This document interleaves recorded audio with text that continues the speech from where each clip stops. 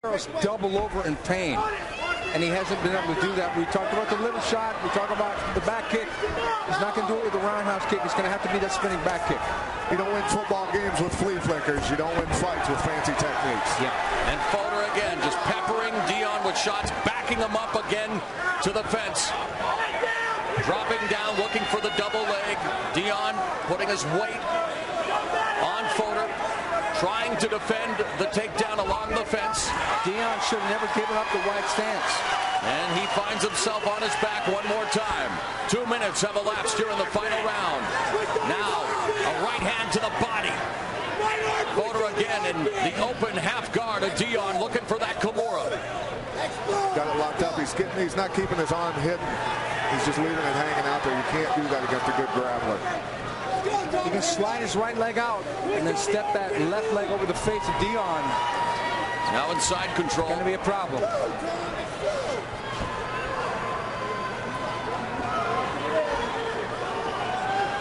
A lot of times, oh, beautiful. He's got to trap the head, keep the head out there. Now we got a problem. Over the head, steps over, putting lots of pressure, torquing that arm. Diagne desperately trying to defend the Kimura. Oh man, he is flexible. His facial expression isn't even changing. Ryan Hoisington, the referee, on the spot. Look at this. Diagne desperately trying to stave off a submission defeat. Why wasn't Fodor able to submit him there, Pat? What was he doing wrong?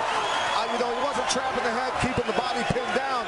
When you're wrenching on the arm, the rest of the body will move with it unless you trap the upper part of the body. He wasn't able to do that and keep it secure, so the rest of the body moved with it, didn't put all the pressure on the joint. Being close to the fence helped Diagne as well. And of course, Fodor now with the front face lock. Dropping down is Diagne. A minute and a half remaining in the fight. Diagne needs to find a way to get back to his feet and go for broke. But Fodor continues to flummox him.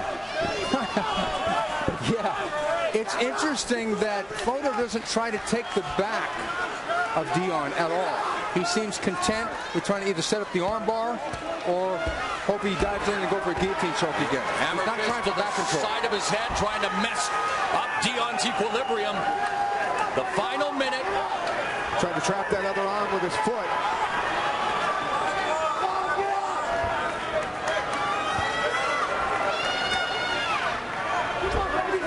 Again, two athletes in the embryonic stages of their mixed martial arts careers coming into this fight. Fodor was 2-0 with one no contest. Both wins via guillotine choke. Thomas Diagne 1-1.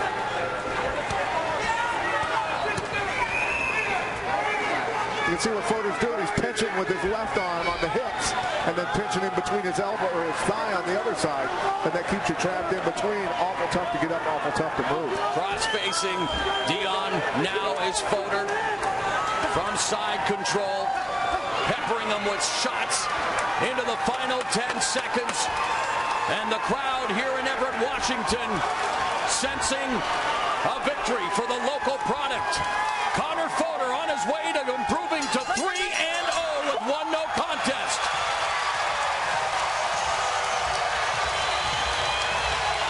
That seems to be a foregone conclusion for that man there, Caros Fodor. I can't see it any other way. Beautiful.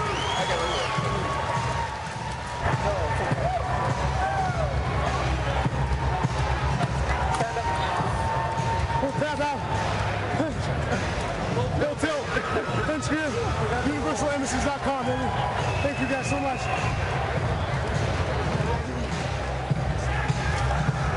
Hey, you get a lot better in the 30 when you threw it all out, right? Diagne depended a little bit too much on the flea flickers during this fight, throwing a crescent kick that scores points in a point fighting match in karate, but doesn't win fights in MMA very often. Here's the key lock. Diagne doing a good job of adjusting, moving his body, climbing across the cage, whatever he's got to do to alleviate the pressure on the joint. I tell you what, the kid's flexible. He's got a lot of heart. Did a good job adjusting the whole time. Fodor doing a good job, though, sitting on the head here, but just wasn't quite able to wrench down enough. Probably wanted to pinch down with both knees, possibly, to trap him even more.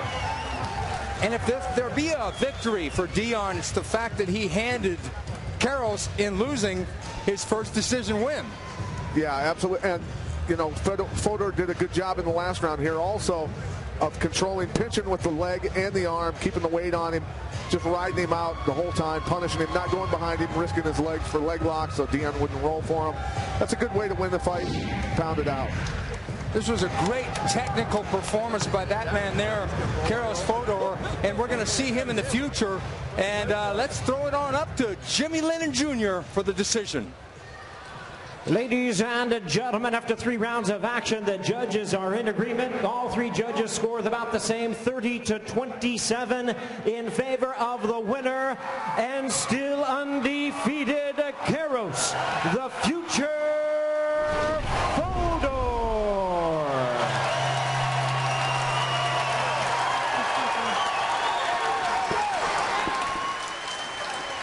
Caros Fodor, your winner, improving to 3-0 with 1 no contest. First of all, I know I speak for everyone here in Everett, Washington, and those watching at home when I say thank you for serving your country as a Marine, sir.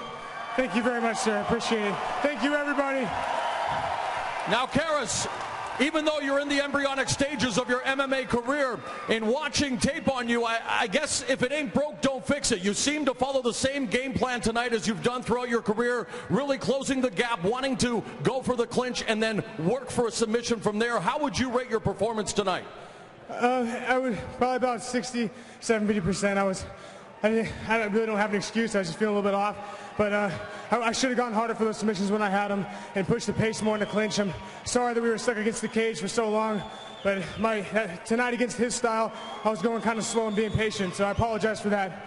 I don't think you need to apologize to these fans. They're very happy with your performance. What has Matt the Wizard Hume meant to you as a trainer? Matt, it's been unbelievable. I can't really explain it. Him and AMC and Trevor Jackson, those guys, they seriously saved my life in so many ways. I got just so much love for them. It's hard to even talk about, sir, but it's my life. Caros Fodor, we wish you luck in your career, my man. Let's hear it, Everett, Washington. Sir, everybody, I'd like to say thank you to my sponsors, Full Tilt, Clinch, and UniversalEmbassies.com. They got the best fight apparel in the business. Please check it out, UniversalEmbassy.com.